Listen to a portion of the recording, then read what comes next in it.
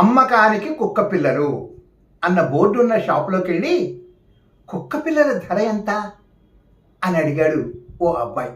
2000 నుంచి 5000 వరకు ఉంటాయి అన్నాడు షాప్ యజమాని. ఆ పిల్లవాడు తన దగ్గరున్న చిల్లర డబ్బులన్నీ తీసి టేబుల్ మీద పోసి ఈ చిల్లరంతా లెక్కపెట్టి 197 రూపాయలు నా దగ్గర ఉన్నాయి, నేను కుక్క పిల్లలను చూడొచ్చా అని అడిగాడు. షాప్ యజమాని చిరునవ్వుతో ఓ ఈల వేశాడు. లోపల నుండి 5-6 కుక్క పిల్లలు పరిగెత్తుకుంటూ వచ్చాయి. అందులో ఒకటి కుంటుకుంటూ దేక్కుంటూ నెమ్మదిగా అన్నిటికంటే వెనకాల వచ్చింది. ఆ పిల్లవాడు అడిగాడు, ఆ కుక్క పిల్లకు ఏమైంది?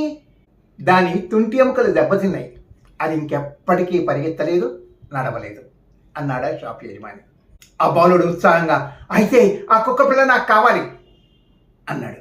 షాప్ యజమాని, అది నీకు ఉచితంగా ఇచ్చేస్తాను అన్నాడు.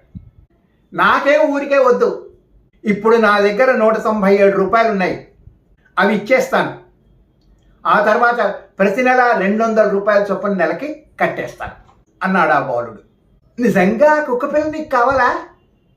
అది పరిగెత్తలేదు, నడవలేదు, నీతో ఆడుకోలేదు కూడా, అయినా పర్వాలేదు అంటూ తన ఎడమ కాలికి ఉన్న ప్యాంటును పైకి తీసి కాలు చూపించాడు. ఇనప రాడ్డుతో ఉన్న కాలును చూపించాడు. నేను కూడా పరిగెత్తలేను, నడవలేను, ఆడుకోలేను కూడా. ఆ కుక్క పిల్ల కూడా తనను అర్థం చేసుకునే వాళ్ళను కోరుకుంటోంది అన్నాడా బాలుడు.